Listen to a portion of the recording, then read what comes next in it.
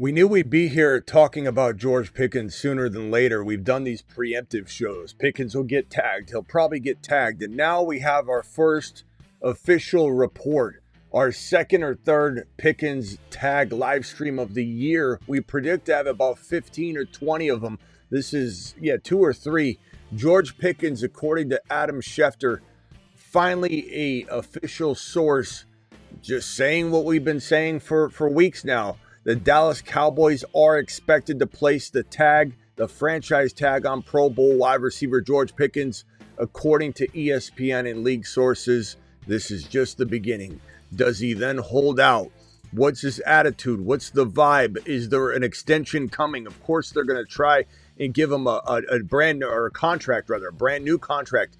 Is he going to get inked by the Dallas Cowboys, or will he play on the franchise tag? Will he hold out all offseason and get injured? Or will he be tagged, traded, and sign a new deal with his new team? It all is going to get broken down right here. All the options. What are the likelihoods? The Fantasy Football Show Breaking News Edition begins right now. File on in. Live from the FantasyFootballShow.com studios. It's the Fantasy Football Show.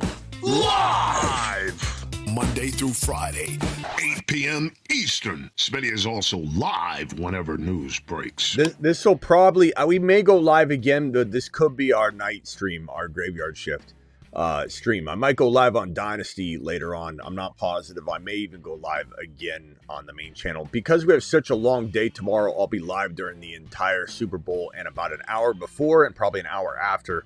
It's going to be a kind of a long day tomorrow, so I may make this our graveyard stream. Pickens may have advanced this graveyard stream up a few hours. We've been talking about this for a while, and George Pickens not getting a deal done in time for free agency. I've already made that abundantly clear. Anything can happen, but the likelihood of it is very, very minute, meaning that the new league calendar year in March begins mid-March, right? And you just wonder, by the time the NFL draft comes, by the time free agency comes, will this situation be resolved? It's got a greater chance of being resolved on or before, slightly before NFL draft day than it does like at the kickoff of free agency, meaning there's very little, again, anything can happen, but very little chance he gets a new contract before the league year opens and all these free agents start signing everywhere. And why that's important is twofold. Number one, if Pickens isn't going to play ball and the Dallas Cowboys aren't going to play ball in terms of trying to get this worked out in a reasonable way, meaning Dallas wants to pay top 5 wide receiver money, meaning Pickens doesn't want number 1 overall money, but he wants 5 to 7 value. If the two sides can't come to an agreement anytime soon, all these free agents from this third, fourth, and this fifth bucket, these are rookies right here. These are potential trade pieces. As you can see, Pickens is up there. But Evans, Wandell, Dobbs, Pierce, Jennings, Debo, all these receivers will probably be signed really early on in that kickoff of the new league year. And so if this Pickens situation drags out, nobody will be left for the Dallas Cowboys to sign by the time they figure out we've exhausted this thing and it's time to trade George Pickens on the tag to another team. Who are you going to bring in? It's going to be too late. So will Jerry ink this early? Will he drag it out? Pickens will hold out, be a diva about it, even though he's been pretty good so far. But at any moment he can, snap and turn into a diva. But he's been pretty well, mannered about it as of late. At the NFL Super Bowl festivities, he's interviewed. They say, "You think you'll get tagged?" And he goes, I don't know. He's all smiles. He doesn't even care. He's not mad about it. He's not telling everybody that he better get top 5 wide receiver value. He's like, I haven't even talked about it. I don't even know, what's going on. I'm just kind of here. He's really laid back about it. He doesn't seem like the Pickens diva mentality Pittsburgh Steeler Pickens. He feels like a whole different bag of tricks right now. But I will tell you that this could go very different, because what happens sometimes is these players leave it in the hands of their agent. And so the agent, especially with Jerry not playing nice with agents at all, Jerry wants to do deals directly with players. This could get very ugly and almost be pitted on Pickens' fault, right? Even if it's the agent causing turmoil and saying, we're going to play hardball, and Pickens goes, look, you're my agent, do what you got to do. This thing could get ugly based on the agent versus the Cowboys trying to work this thing out. This could get ugly really, really quick. My prediction is that this does not get resolved anytime soon. I'm hopeful 50-50 that it gets resolved right before the NFL draft so that the Cowboys have enough time to react and trade him away on the tag if they need to. I'm 50-50 on that. Because if this gets dragged out past the NFL draft and Pickens is just literally waiting around, and he holds out, the likelihood of injury goes up tremendously. The likelihood of being injured during the 2026 season, having a serious soft tissue, dragging the season down, Pickens' entire year gets tanked like Ayuk's did, like Deebo Samuel's did, like Nick Bosa's season did. Niners, those are all Niners, by the way. It dragged your entire season into the crapper when you hold out and you get yourself in a position where you're vulnerable to injury because you're not prepared to play football. It happens all the time. Pickens he's not immune to that. Pickens would have a lot more injury risk if he walks into holdout mode. Terry McLaurin, yeah, another example. There's so many examples. There's very few examples. James Cook was one that successfully did not have any of those ramifications, but it's very rare. And James Cook was a concern because of that. You can't always bank on these things going well after a long, lengthy holdout. Injury, it's just sitting there waiting for the player, ready to strike and pounce on their season. It always, or 80%, 90% of the time, ends very badly for the player that held out. Now, I will say I got Landman over in the Rumble territory over here at New Age Outlaw over on Rumble, Aldi over on Rumble. Guys, if you haven't subscribed to Rumble, we're literally gaining 20 to 100 people per day subscribers over on Rumble. And as soon as we get to 10K, the Rumble show kicks off. And it will only be able to be seen on Rumble, by the way, the Rumble show. So if you aren't subscribed to the Rumble show, make sure you're over there because there will be content that is exclusive over on Rumble that you won't be able to get on the YouTube side, even though nothing is going to change on the YouTube front. There's the link right there. Let me pin the link in the live chat. Make sure you're subscribed to Rumble. Rumble is going to be a thing. We're going to be cranking out Rumble content this year. The moment we're at 2.55K. We were at 2.49K just a minute ago. We're at 2.55K. The moment we get to 10K, the Rumble show kicks off. I'm so excited. It's going to happen quicker than we think because we're growing big time over there. Our Rumblers, appreciate you. This is headed toward a holdout for sure.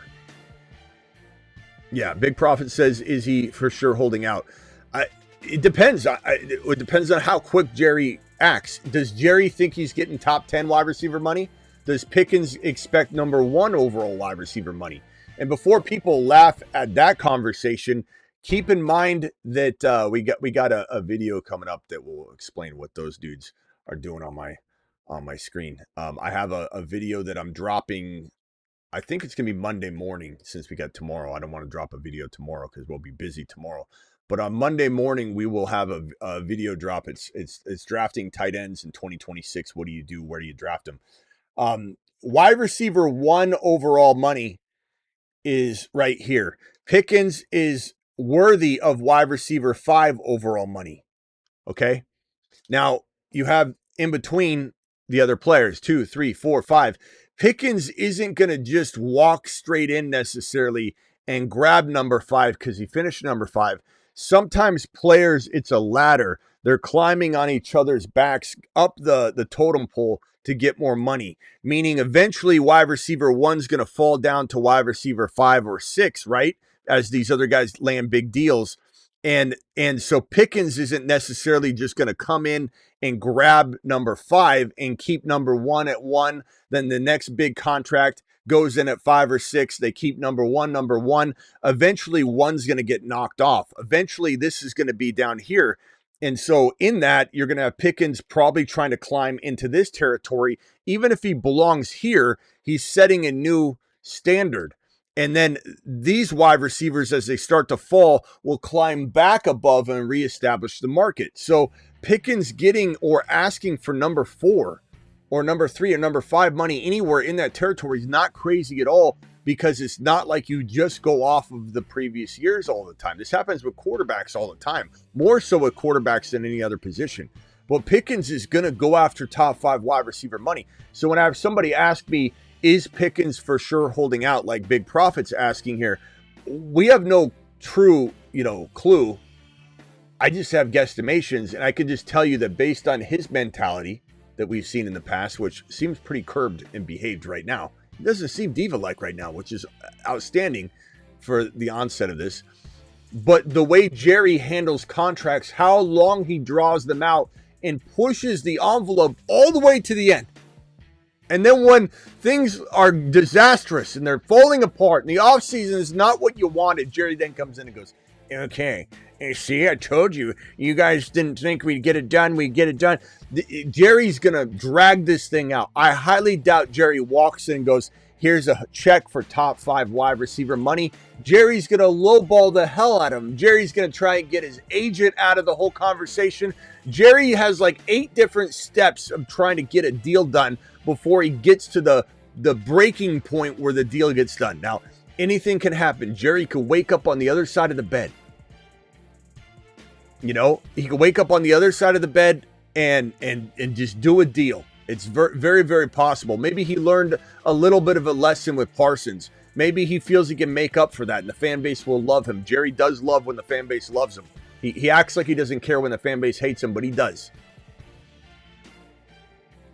Anything can happen here. I'm not sitting here saying that Pickens will for sure be holding out well past the NFL draft, but if history tells us anything, is we should be prepared for it. Not that we need to fully 100% expect that everything's going to be the same as it's always been. History tells us to be prepared, buckle up, get ready for a lengthy 10 more live streams on this topic. And that's kind of fun, but also kind of exhausting. It's kind of unnecessary. It's, in some respects, but at the end of the day, I love this stuff. I don't mind coming in here. This drama is a time for you and I to gather here and have a good football conversation. But Jerry, history tells us anything, this will be the lengthy process that we're used to with Jerry. That's probably where it's going. I can't guarantee that. Of course, I don't want that to be the case, but that is what it likely will be. Now, where am I landing with Pickens? If I was to, let's say, pie chart what my expectation level is, I would say, if we're going to pie chart this out, I would say this is Pickens playing in Dallas, regardless of whether this includes the playing on the tag, getting a new contract. I would probably say this ranges in the ballpark of just slightly over 50%. I would say 55% that actually Pickens gets 55% Pickens actually eventually gets a new contract. Let's put it that way. Or we could even say 50% that happens. I would say there's a 10% chance that Pickens plays on the tag and still plays in Dallas on the tag. So this would be Dallas as well. So that gives you a 60% chance he's in Dallas sum total, 10% on the tag, 50% on a new contract. That leaves you 40% chance that Pickens is elsewhere in 2020. Actually, you know what? Let's put this at 60 and this at 30. 40 is a little high, but 30 is a reasonable number because of how dangerous this can get. Given that he's going to get tagged, Pickens is going to get all upset about it. And then you have Jerry trying to weigh out the fact that they're going to get something significant for him that can help him now, help this team now. And they've got to weigh out those options. And because Pickens will garner so much interest, this will be a higher number than I think people think. Now, 30% is not a lock or a slam dunk at all. The higher likelihood, some total of 70% chance that he plays in Dallas. 10% on the tag, 60% he gets a new contract. But it could take forever. This could be a holdout right here. This doesn't necessarily mean it happens fast. And 30% chance he's playing for Another team, New England, Philly. Sorry, not Philly. Buffalo, New England, Buffalo, LV. There's a few places I could see Pickens going. LV would be interesting, would be intriguing. We'd love that. New England, Buffalo, LV, other, but it's not going to be Dallas in this 30% bucket. That is my pie chart breakdown, my projection, 70 some total percent that it's in Dallas by tag or by money contract, and 30% he's in another location. That's going to be my pie chart breakdown. Now, why am I so high on the 30%? Just because, again, if a team's not able to get a long-term deal, if it seems impossible, like Pickens wants top 3 wide receiver money, he ain't budging, and the Cowboys aren't even close to that, let's say, then you probably have eventually that decision where if a team values Pickens enough, and there will be teams, because he was a top 5 wide receiver. He was number 5 last year in fantasy football scoring, which is unbelievable. This guy was a monster in 2025. He earned every bit of this money we're talking about. He finished as wide receiver 5, George Pickens. So kind of nonsense when people act like he doesn't deserve this top 5 money. But because of that, you're going to have teams willing to give Dallas an offer that they can't refuse. And what are my 2 pieces and components in a trade? There needs to be some sort of fracture, either in the organization, like in the case of Mac Jones. The team isn't fractured with Mac Jones, so the team has fractures inside the roster. And to fix those fractures, Mac Jones could be a piece that could help them do that. The second component, usually the fracture is between team and player, though. Team and player, if Pickens ends up having a fracture between him and Jerry, he doesn't have to be with the players or the staff, but Jerry or the organization in general, as soon as the fracture is in place, this guy feels disrespected. He got tagged. The tag is considered the prison tag to all these players. They call it the prison tag because the players feel. They've named it that. They've named it the prison tag amongst the players because it pigeonholes them into a spot and they're unable to move or navigate. So these players like to take back control by making a loud splash, causing turmoil. And if there's a fracture there from that tag and not getting what they want, then all it takes is the offer that the team can't refuse. And Jerry will execute upon that offer if it's good enough, but it has to be good enough. So for this 30% to make sense, someone has to bring an offer that the Cowboys cannot refuse. And I believe that teams will be willing to do that. A team like Buffalo, a team like LV, maybe New England. If New England wins, maybe they won't. If New England loses and feels like they lost because they didn't have that extra asset and piece to help Drake May, they will make a bold move.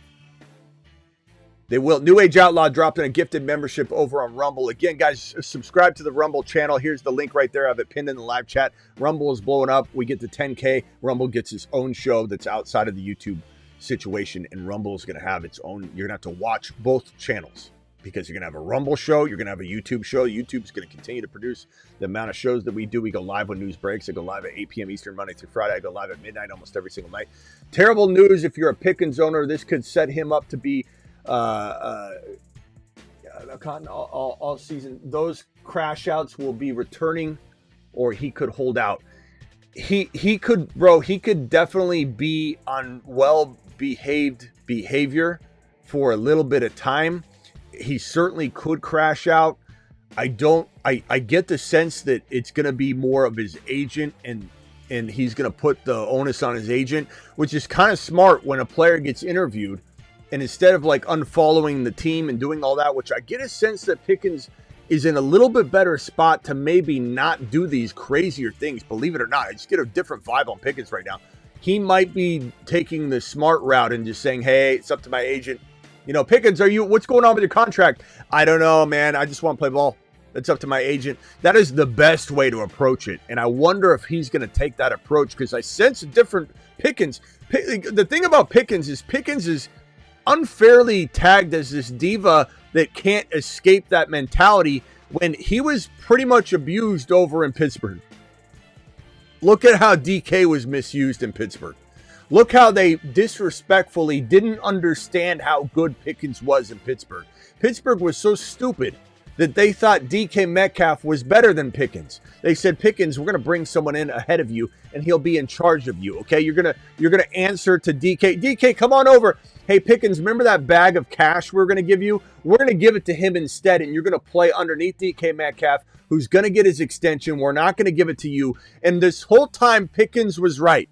Pickens wasn't getting the ball right. Pickens wasn't getting respect. Pickens says he was a top 5 wide receiver. Nobody listened to him. Do we really blame him for being a diva? Because the diva got him out of Pittsburgh. And ever since he's been in Dallas, he's been a good boy. And the way he talks about the team, the way he talks about Lamb, and everything he's shown so far, I don't know that he's as big of a diva as we made him out to be. And I think there's a chance that he takes the high road in some of this, and he just says, talk to my agent. Hey, why are you holding out? I'm not. Look, this is up to my agent. That's the smartest approach Pickens can take. So I don't know yet. I'm not saying that he's not capable of going back into the diva mentality. I'm just saying we need to have an open mind that maybe Pickens is a little bit different than we thought. He seems like a really, really, really good teammate.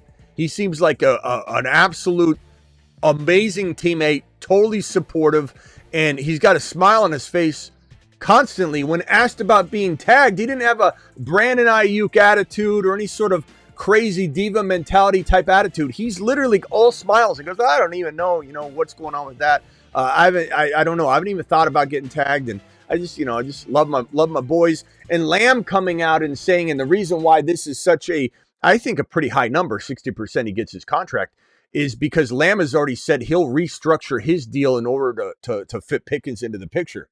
So Pickens is really in a good spot if Lamb does do that.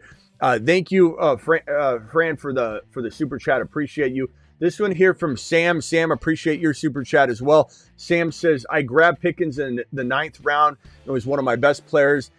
He played lazy at times. Even Dak yelled at him multiple times. I think Pickens was phenomenal. I don't even really feel that he played lazy at all, to be honest. Every player takes plays off, and I don't know. Maybe there was a moment or two. But Pickens was a baller, and he finished number 5 overall. I love him. I think Pickens is phenomenal. I think Pickens and Lamb are going to both be top 8 wide receivers this year. That means Dak's going to have a good year. Doesn't mean Dak has to be 3 or 4 to have 1-6 and 1-7 or 1-6 and 1-8 or 1-5 and 1-11. That certainly is possible with Dak even playing as QB 6 or 7. But Dak is also capable of playing top 5. We've seen it before. Dak's going to have a good year. Dallas will be pretty good this year. Maybe they don't win a Super Bowl, but I definitely love the Dallas Cowboys from a fantasy football perspective. The stack is fantastic. The draft and underdog promo code Smitty. You guys need to play underdog. It's absolutely a blast. Here's the link right here. Underdog promo code Smitty. I'll drop it in the Rumble chat first. There it is. I'll drop it in the YouTube chat next and pin it in the YouTube chat. We'll be drafting. I don't know if we'll be drafting tonight because of this live stream being kind of earlier than I anticipated.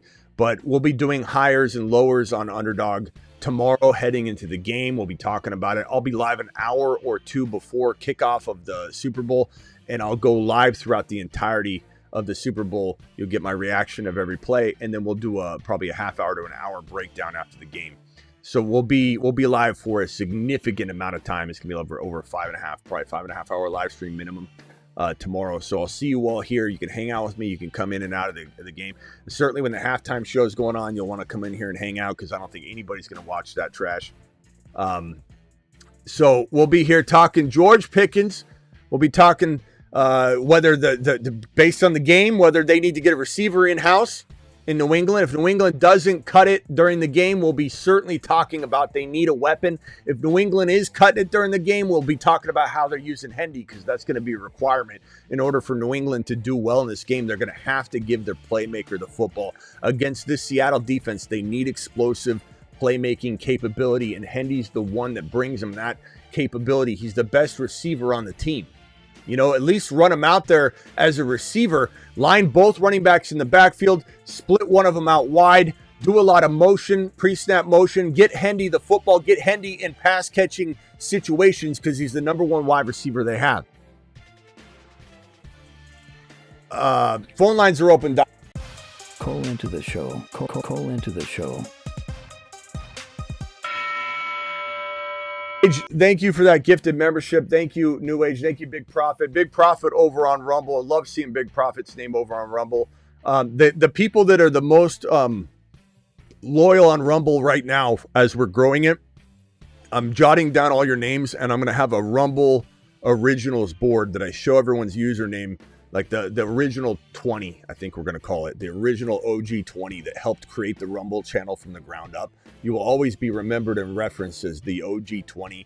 And so be a part of this right now. There's still spots to really make your name known in the community over on Rumble. Phone line is right there. Dial into the show. I'd be happy to discuss this topic as well as anything Super Bowl related or anything really related to anything in the news right now works. So dial in. Phone lines are open, and let's attack all of this. We got a super chat here from Anthony. Anthony, appreciate your super chat. It's a $20 hauler. This is a $20 hauler from Anthony. Anthony, doing it live with the 20 watt. Alert. Super chat alert.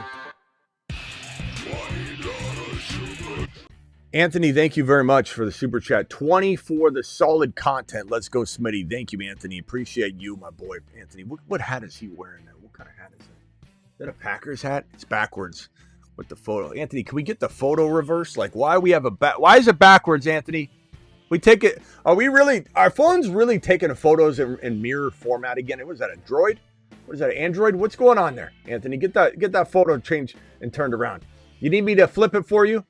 I'll flip it for you, Andrew. Andrew, appreciate the $20 hauler. You're an absolute straight up monster and savage. Husseini gifting a membership in the Rumble chat. Appreciate you, Husseini. Shelly's over on Rumble. New Age on Rumble. Big Profit on Rumble. Appreciate all my Rumblers over there. Travis, you are live. We got 15, 20, 30 people on Rumble, it seems like these days during all live streams. And on YouTube, we've got a good, 70 to 100, which is real low number for us in the off season. We were breaching 500 to 1,000 congruent live viewers at any one moment on the YouTube channel during the entire season. It definitely is a little bit lighter during the off season. The OGs are here. With the breaking news coming up with all the free agency and the NFL draft, we're gonna have some huge live streams for sure in this deader period of fantasy football content creation. But we're definitely gonna have some days where people are, only the OGs, people that want to consume football 24/7. All right, go ahead, Travis. You are live. Hey, what's up? Yeah, I mean, I think they're going to get a deal done with them ultimately. I think, like you said, 60, maybe even 70%, just because it seems like a no-brainer. Obviously, Jerry Jones. If the Jerry Jones factor didn't exist, I'd be at like. Hold on one second, Travis. Sorry, Travis, you cut out right there. Say the last part. If the Jerry Jones factor wasn't there, you'd be at what? I'd be at like 90%. But Jerry Jones can just throw such a wrench in things, and things can turn on a dime so fast with him. I think you have to allow for that. Yeah. Yeah, I think so too. Sam says I missed him again. Sam, did I miss you on what? I grabbed Pickens in the 9th round. No, we read that one. We read that one, bro. You must have left for a second. Even Dak yelled at him multiple times. I read that. Yeah, I think that this we could massage these numbers around a little bit. Like, could the other be 20%? Like tomorrow, could I feel like it's more 20%? Sure. Obviously this is news dependent too, but at the end of the day, I feel like these numbers are a pretty good representation of where we probably sit today. That he's probably going to be, 70% is a big number. I know 30% looks like a big number. Like, really? 30% chance he's with another team? But this all comes down to how long Jerry drags it out and then what kind of offer comes in inbound that makes this team, like, look at Parsons. Like, look how that happened. No one ever thought Parsons was leaving, but Jerry has a way of unraveling stuff. So that's why this number is pretty high to me right now. Now, could the number lower if Jerry comes out? And he did say something yesterday, like he looks forward to Pickens playing for the organization for a long time. And that was nice to hear. And I certainly feel like, mute yourself real quick, pal, I'll be right with you. I certainly feel like that's nice to hear. And I think it's probably going to be something we hear more of, and it will drive this number down even more. But 70% through 10% tag, playing on the tag, he's going to get tagged 100%, but playing on the tag 10%, 60% gets a new contract. So 70% total, he's in Dallas playing football. That's a big number. I think it's a reasonable pie chart there. But, I don't know. I mean, the thing is, teams will pay for Pickens. I think teams will pay for Pickens not only because, the way more than they pay for A.J. Brown. A.J. Brown's older. And Pickens, they get to set the new contract up with them. They get to start this thing fresh. Pickens just proved to be a top 5 wide receiver. A.J. Brown didn't. So Pickens is going to command so much more trade value, trade interest than A.J. Brown will. Yeah, and I mean, more than A.J. Brown. I think more than Max Crosby too. Like, because he's so young, it would be such a rare case for a true number 1 wide receiver to move like that. Yeah, Sam, I don't know what this means. I don't know if you mean I missed. I did read your chat, but I'm not sure what you mean there. Appreciate your 20. Appreciate your super chat, Sam. Sam to the moon, or not 20. He dropped 5. Appreciate your 5, Sam. Travis, and then a Husseini, and then I got another caller in the line. Go ahead, Travis. Yeah, just quick. The other thing I was going to say was that, like, I think you're right that his attitude's been very good and he's dealt with this right, and I always leave plenty of room for people to mature, because, thinking back to anyone who's, in their 30s or older now, thinking back to when you were 18 to 25, it's a whole different world. And so, people mature, people grow up, things change. He got under the wing, in a good situation, under the wing of Dak and CeeDee Lamb, who have been there and done that, all that stuff. And so that could be the case. But I do leave room for the diva to still be there too, because he hasn't been faced with adversity. Everything is sounding good so far. So I think just the same with the Jerry Jones factor, I leave room for. I leave a little bit of room for, if things start to not go his way, what to expect. But they can do age. Like I said, overall, I bet they get something done.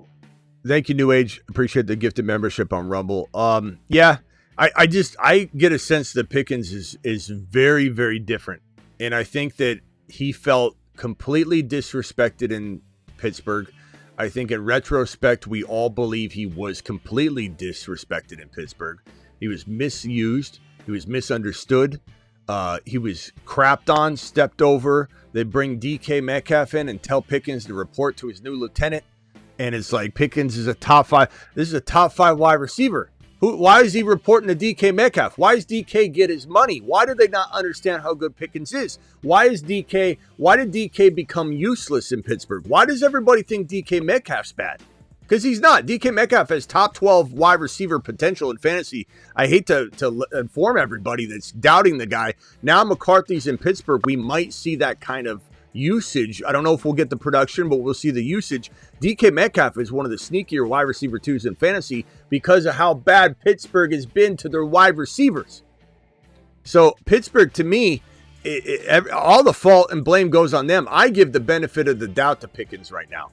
And I truly believe he's going to lean on his agent and be like, because his attitude, this is the way when he was interviewed at the Super Bowl festivities, he was all smiles, and when people asked him about his contract, he didn't get mad or upset. He literally almost joked around, like he goes, "Oh, I don't know," like he was some innocent kid. He had such an innocence about him. He's like, I don't know, I haven't even thought about the contract. He's like, I'm just sitting here with CD and the guys and just having a blast, and it's like he didn't even go there. Like, that's what gives me so much hope that this isn't going to be crazy on his side of the fence, at least. But because Jerry's involved, as Travis just said, that putrid Jerry Jones behavior when it comes to these things, that absolute disgusting way he approaches contract negotiation, trying to edge out the agent so that the player can get manipulated. Like, it's just it could definitely get nasty, but I don't think it'll be because of George. I think he'll even be quiet during a lot of it. I don't even feel like he'll do the unfollow and the social media digs, I think he's going to let his agent handle a lot of it.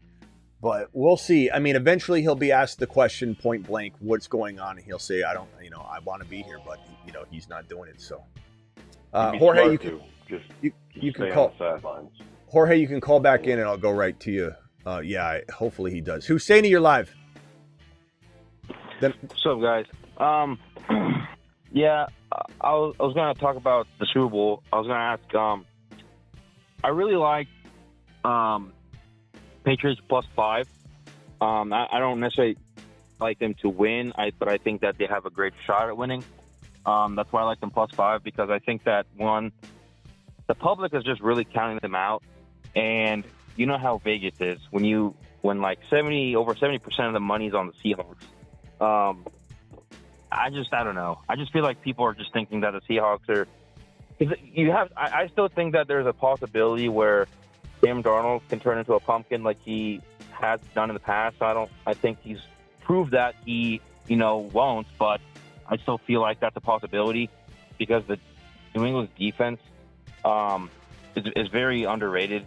And on top of it, I feel like Drake May and the Patriots have played some of the toughest defenses in the playoffs, so it's nothing new for them. Now, I know the Seahawks are the best, but still, I think that those other teams have just as good defenses where I think they're not phased. I think, I think that it's a good matchup. Yeah. It's a good match. I think it could go either way. I don't think there's any real hardline stance anybody can take. I think anybody taking a hardline stance has got goggles on this stick for whatever stance they have. Like, there's really anybody that's like, oh, the Patriots are going to blow them out. Like, you're wearing goggles that are literally so thick, your head's getting weighed down on the desk. If you think the Seahawks are going to steamroll the Patriots and there's no shot for them, same thing. Like, these are two really good teams. They have different strengths. They have different pros and cons. I don't know. I'm not trying to say I don't have a dog in this fight, but I do feel like it could go either way, and I don't think this is definitely not a game I would be putting any Kia, Sean. I don't think I'd be doing it. I agree. I think I'd rather be doing some hires and lowers on Underdog promo code Smitty, by the way. And there are some that I like, but I don't know that this is one that I'd be personally putting. If you put something on it way before when the odds are good, then of course that's awesome. But this is one where I think, there's no real sign. Yeah, I agree. I just think like a lot of people just think like not anyone particularly in this chat, but I'm just saying the general public they just think like, oh, the Seahawks are going to blow them out. I just think like, no, I don't think so. I just think it'll be a very close game. A lot of people are just discrediting the Patriots. I hear a mixed bag. I don't necessarily hear overwhelming Seattle. I hear a mixed bag. There are a lot of people that Seattle. Yeah, I'm hearing a total mixed bag.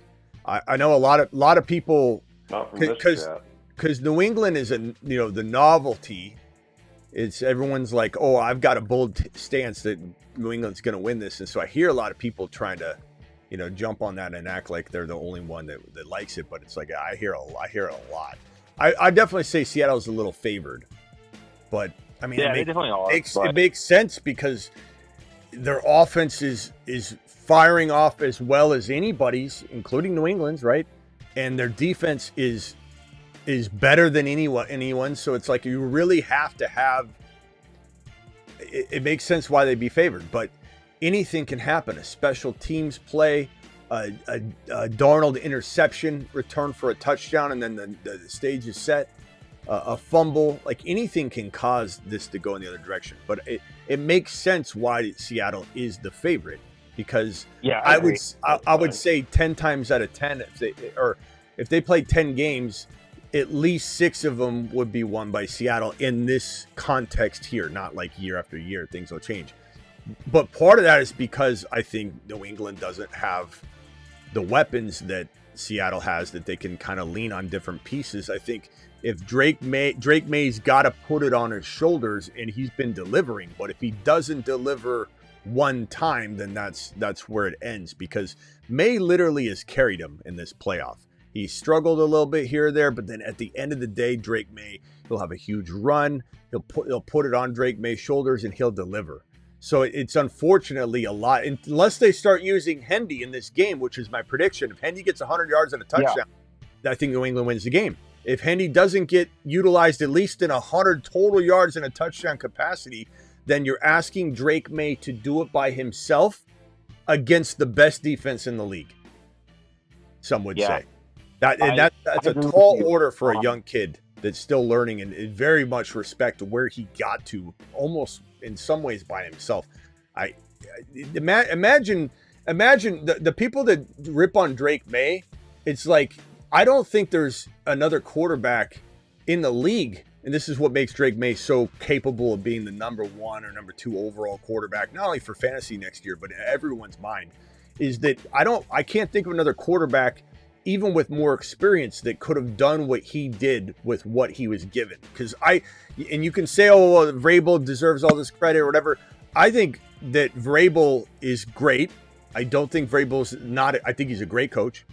I think he's got a lot of deficiencies in how he evaluates his rushing attack and how he utilizes those weapons, and why in the hell they're not in just the argument alone of using Hendy as a receiver when they have no wide receivers really that are consistent. They don't have an elite wide receiver, and Hendy is the best wide receiver on the team. Those things piss me off, because then because of what Drake May does and carries this team. And granted, they're designing some of these plays that Drake May executes upon, so you got to give some of the architecture credit that comes along with Drake May succeeding with these things.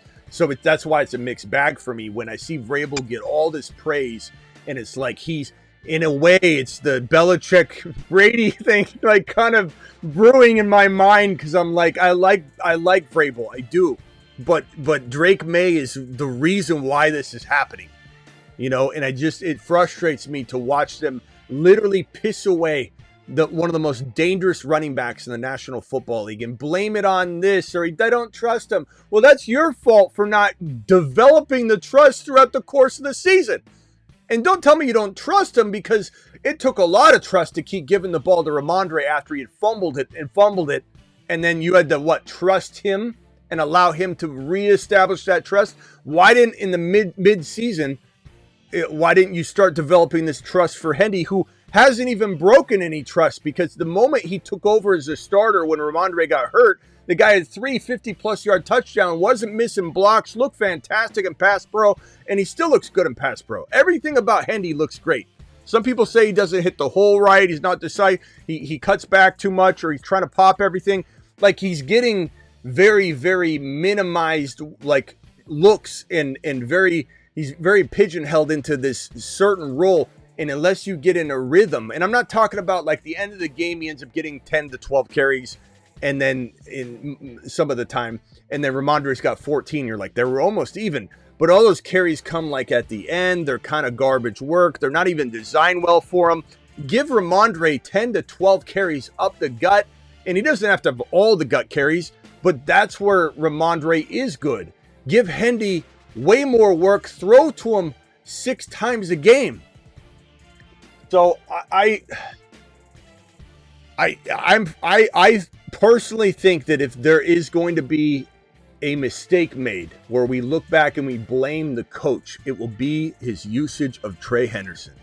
If he uses him, I think he will have a greater chance of winning this game. Hold on, Husseini. Let me go over to Bruce real quick, then back over to Travis, then back over to Husseini. Bruce, you're live. Hey, Smitty. Yeah. My question's on this tag.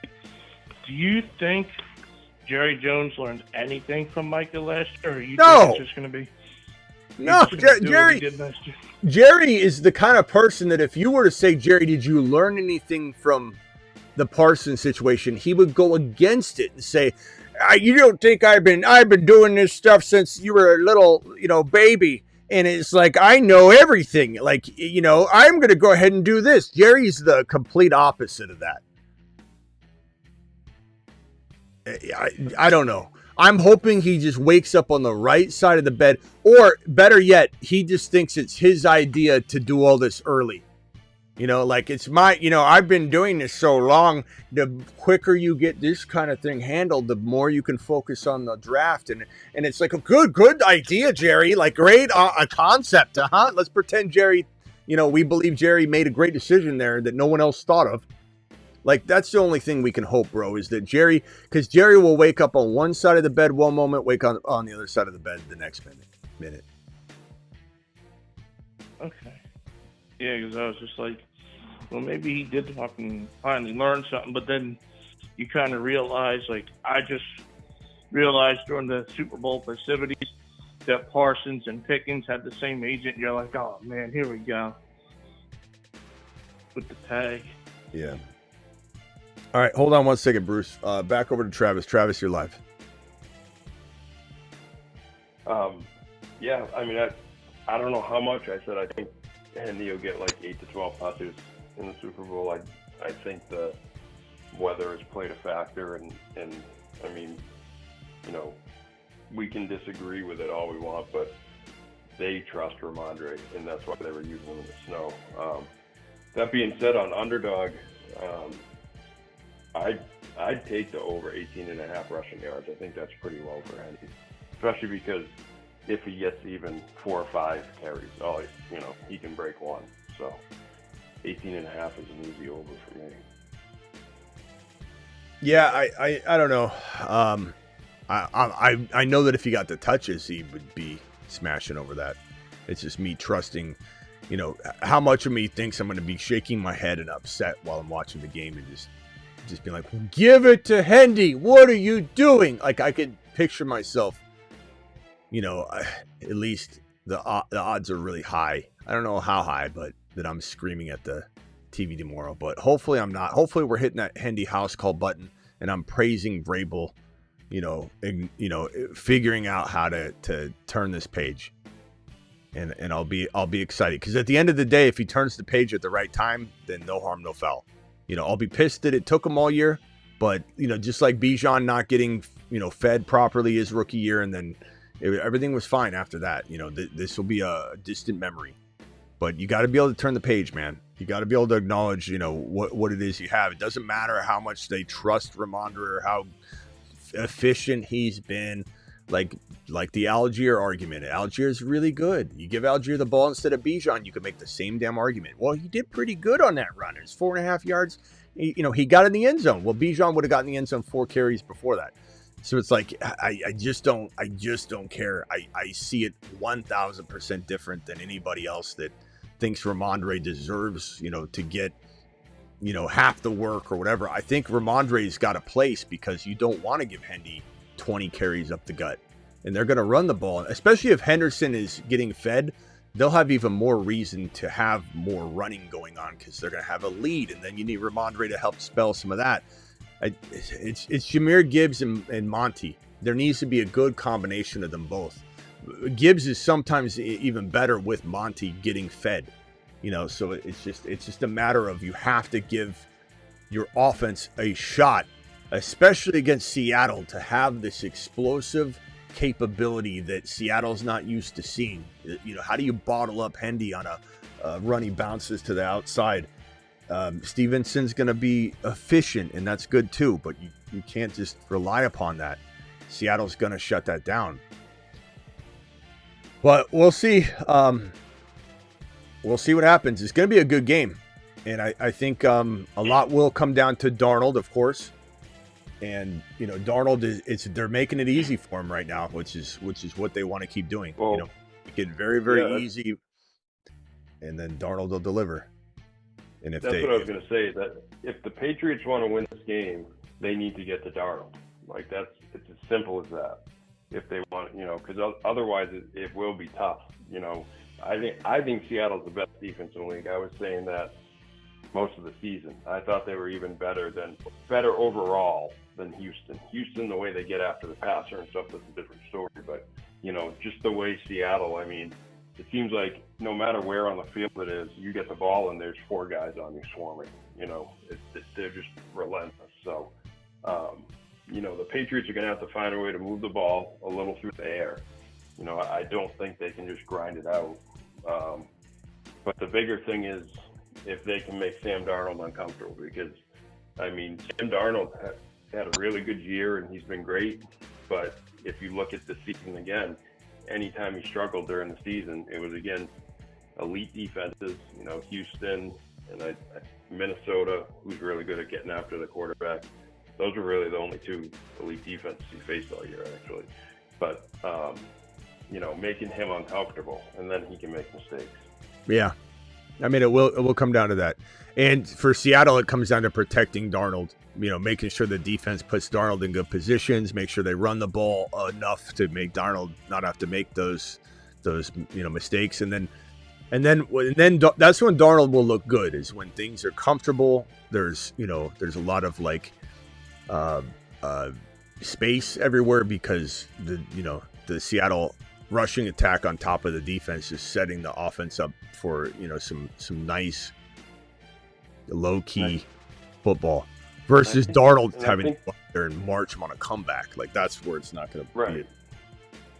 And I think that's yet to be seen in these playoffs, because Darnold's been great. I'm not taking anything away from him, but the Rams basically decided to get in a shootout with him, you know, and so they had some pressure. They have a good defense, but you know, they don't make QBs as uncomfortable as other teams do. And San Fran's pass defense is horrific. So, and that's all he's had to face. So it'll be a good test, you know, and obviously if he holds up and they keep him comfortable, then that choking tag is gone from him. You know, he's not seeing ghosts anymore, type of thing, whatever. Yeah. So, we'll see what happens. All right, Hosseini, what else you got? Yeah, I was just gonna say, I agree with Travis and what you said too, Smitty. In my eyes, if the Pats want to win this, I think they got to get both running backs involved early and switch them out appropriately to their strengths, and they have to throw the ball to Hendy, like you said. Those screen passes, those kinds of little slants, things like that, just those quick ones, like Jahmyr Gibbs type. They have to use him like that because that's his strength, and that's what he was doing in college. And they have to get. I feel like they have to get both running backs involved early, and I think that Hendy does hit that over. I think that they're gonna have to use him, and I think they will. I mean, if they're smart, I mean, there's just no way they don't. I don't know. I know they haven't all season, but this is the Super Bowl, man. You got to use all your tricks cards. So I'm gonna be yelling at. I'll be yelling at the TV either way. It'll be in excitement, or it'll be in disgust. Yeah, I think they're going to have to use him, and I think, honestly, they have to use Ramondre too, and obviously they will, but I think they have to use both. They have to use both, and they have to get after Darnold, like you guys said. When Darnold's pressured, man, he turns to a pumpkin, and so that's what they're going to have to do. But, yeah, it's going to be a fun game, man. I'm excited, even though my Chiefs aren't in it. It's kind of interesting to watch it without really caring who wins. You know, but I always root for the AFC regardless. So I'm rooting for the Patriots. All right, thanks, Husseini. Call back if you got another one, bro. Thanks, guys. See ya. Bruce, final thoughts. It was a good show. My question is, how much pressure you think is going to be on Kenneth Walker now that there's no Charbonnet to help him out in this one? I mean, Walker's been delivering, man. I mean, I think that's the strength of this team. When they use one running back, they get more, you know, flow going. And so Charbonnet was tearing it up when they started to really lean on him. Week 17, week 16, and then when he got injured, they started leaning on Walker, and now Walker's been blowing up and becoming like a reason why they're winning the game, you know. So I think it's fine. I think it gets him in a rhythm. Walker's been phenomenal. Walker's earned probably a new contract, and that's going to be exciting because, you know, Charbonnet, unfortunately, is going to be nowhere near ready, and they can't lean on him as their starter like they probably would have considered in the offseason had Charb's not tore his ACL. But now Walker gets a chance to become a staple in the next couple of years in this, you know, exciting Seahawks team that they've built up, and he can be the starter, and I think it's great. I think having Walker in a rhythm is great. So okay. I mean, it's really what New England should be doing with Hendy. I mean, it's exact. I mean, you could literally say the same thing. You know, like had Seattle, even though they've been doing well and efficient, had they been running one running back and getting one in a rhythm more. Not that they can't use both, you still can, but you get a more efficient rushing attack. But well, we'll see. The good thing that the benefit Seattle's had is they're both like near equal. You know, like they do different things. Walker's more explosive. Walker's better between the 20s, and Charbonnet's been better at the goal line. But now Walker's reminding us that he used to be amazing at the goal line, and maybe he just needed the ball again. And now we're starting to see that. So Walker, if you remember back like 2 years ago, Walker was one of the better goal line nose for the end zone running backs in the league. So, you know, we were wondering why aren't they giving him to him more? And now we're seeing him. You know, he's an overall stud. If they just feed him all of the carries and don't take him out at the 20 in between, take him out when they're inside the 20 or take him out in between the 20s, like just let him get in a rhythm. And damn, he's proving to be elite and electric and every bit as good as we once coined him when we called him the first Moon Man. And he was Moon Man number 1 on this channel. He's the first Moon Man ever, Kenneth Walker. All right. Anything else? Back soon. All right. Later. Appreciate you. Yep. Soon. All right. Travis, final thoughts. Yeah, just on Walker, I think that's another really interesting matchup to watch because when Milton Williams has been in the lineup, you know, alongside Barmore, the Patriots have been really, really tough against the run. So it'll be interesting to see what they draw up, if they use Walker a little more in the passing game, if he's able to, you know, get around the outside so he's not having to go into the middle of that defense. And he's good at that. Because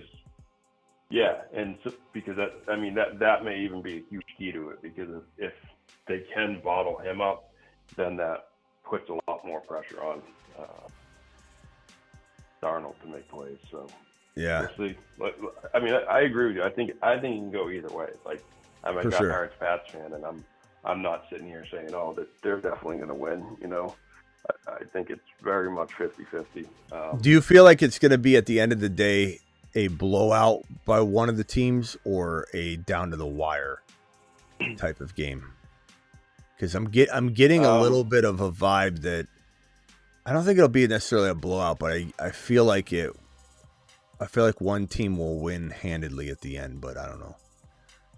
Yeah, I kind of have the feeling that I don't think it'll be like a blowout in terms of, like, I don't know, 2-3, like 14 to 20 point blowout, but like 10 points, something like that. I kind of get out of control. It's not coming down to a field goal. It's not coming down That's to how I feel. You know, a last second play, because I feel like it's gonna be a multiple score thing. They never get in a position to make it single score, and then it's like, or maybe the onside kick when they're down 7 or 8 or something, and they don't get it, and it doesn't.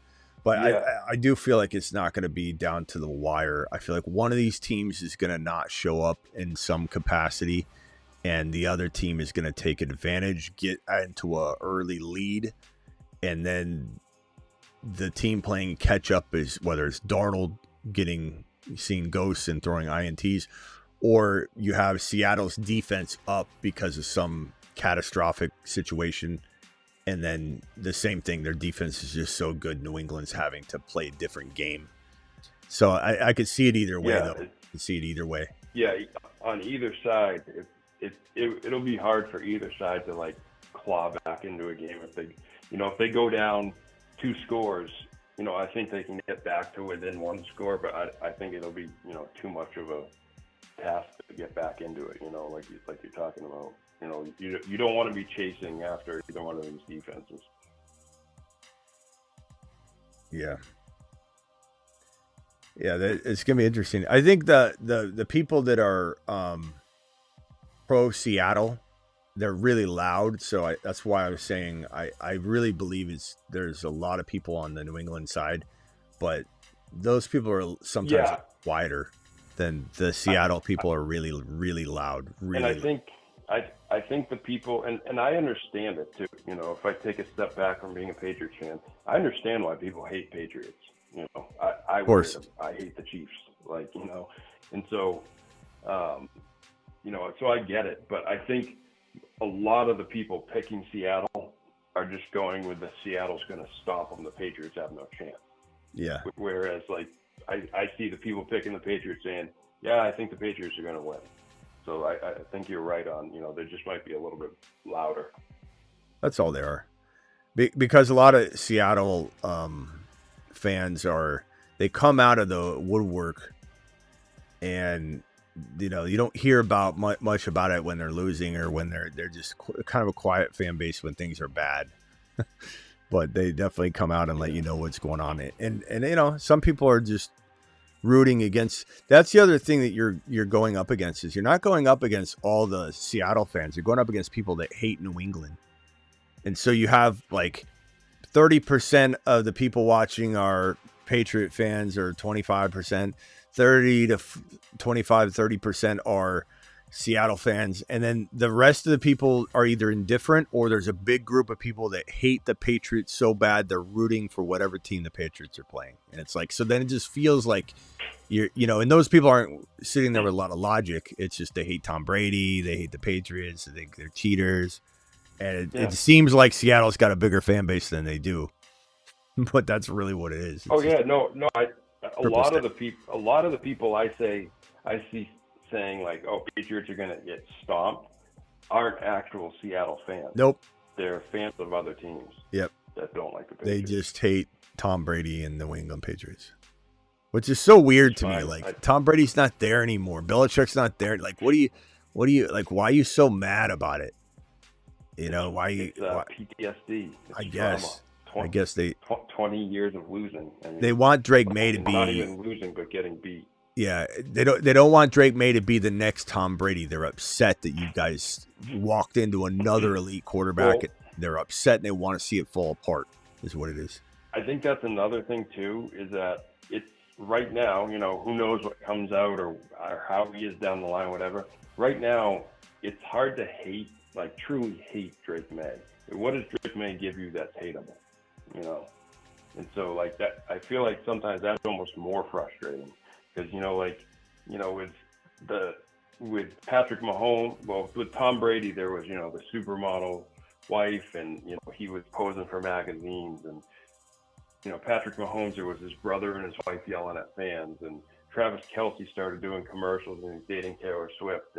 And then you have Drake May and his girl and his wife that just kind of don't bother anybody right now. Dare I say, though, that Mahomes is probably the most misunderstood or yes, I agree. Like what has Mahomes ever done? Himself has done nothing. Yeah, he's the nicest guy.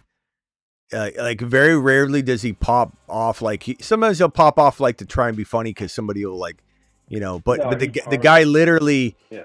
I mean. He's just the calmest guy. Doesn't ever do anything wrong. Positive guy. He's never nice. does. He's a good guy. Never does anything crazy off the field ever. And people just hate his wife, hate his brother, hate the Chiefs as much as people hate the damn Patriots. And it's like everybody hates Mahomes. It's ridiculous. How can you hate Patrick Mahomes? What has he actually done? Somebody call into the show right now and tell me what he has said or done that pisses you off so bad that makes you hate him. Because there's nothing to hate about Patrick Mahomes. You just hate the Chiefs. You just hate winners. Right. Yep. And like I said, I hate the Chiefs. That was a rivalry thing that started, And then now I just root against them because then maybe it'll become a rivalry again. We'll see. That would be good, And it's I find it funny though. It's like people were getting sick of the Chiefs and they're saying, "Oh, anybody but the Chiefs," and so they get the Patriots again. Yeah, there you go.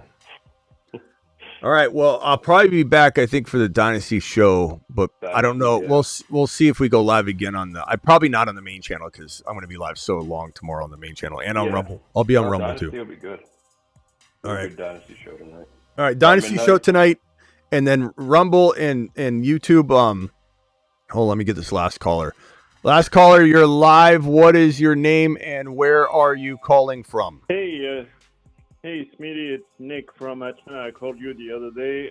Just wanted to have a quick question about we talking about Pickens. Do you think it's gonna affect Dak Prescott's value for next year if Pickens leaves Dallas and there's only Lamb left for Dak, or would you still like draft him pretty high for the draft for next year? But he's had some of his best years without Pickens, so I think he's fine. He's fine no matter what. But, I mean, Dak is certainly better right now with both of them. Not to mention it protects him into if one goes down, Dak doesn't miss a beat. But I don't know. I don't think it hurts Dak like crazy. I think Dak might be like 4, 5, 6 capable versus like 6, 7, 8 capable if you're taking away one of these guys. But again, there's about a 70% chance in my mind that Pickens will at least play on the tag or play for the team on a new deal. So combined percentage of odds, I have 10% he plays on the tag, upset, holds out all offseason, has injury risk, and plays on the tag. And 60% he has a new contract, even if it takes a long time. Only 30% chance in my mind that he ends up Pickens playing for another team.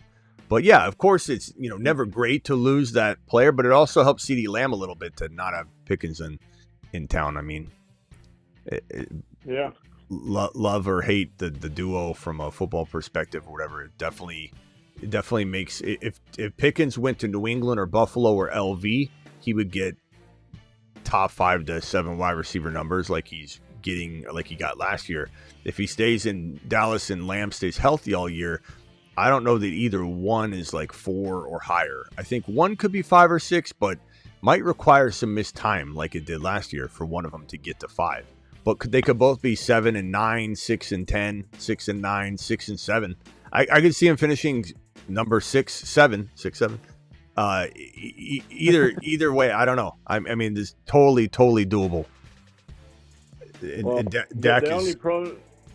The only reason why I'm saying that is like you won't be able to play your jingle Dak Attack, and I really like that one. Well, I mean, I can. I'll just redo it a little bit. But there's only a 30% chance we're not playing that Dak Attack video. We'll play it on the way out the door. All right. All right. Later. Keep doing what you do. Later, bro.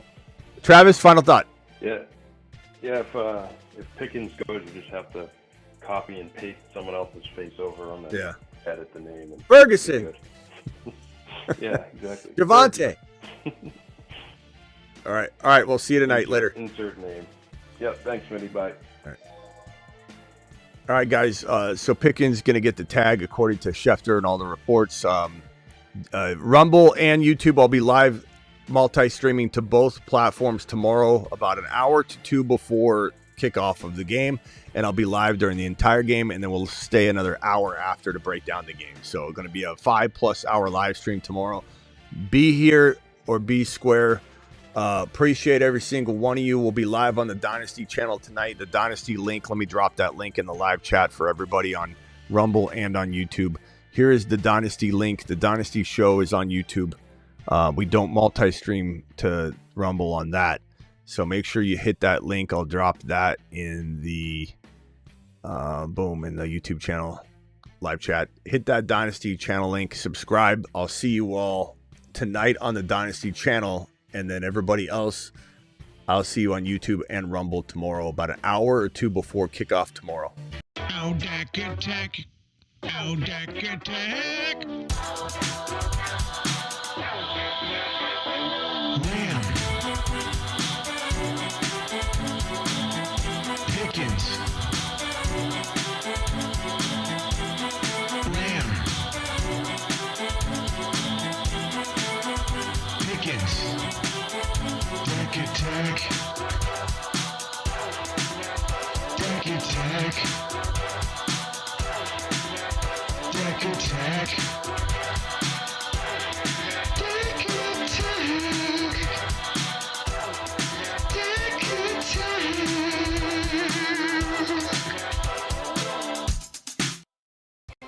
See you all at midnight Eastern. I'm live Monday through Friday, 8 p.m. Eastern, every single Monday through Friday. Live whenever big news breaks, like this George Pickens live stream you're watching right now, and live at midnight Eastern almost every single night, which we won't have tonight because we'll be on the Dynasty channel, link in description. See you all on Dynasty tonight, and then see all of you tomorrow, an hour or so before kickoff of the big game. I'll be live on YouTube and Rumble. See you wherever I see you.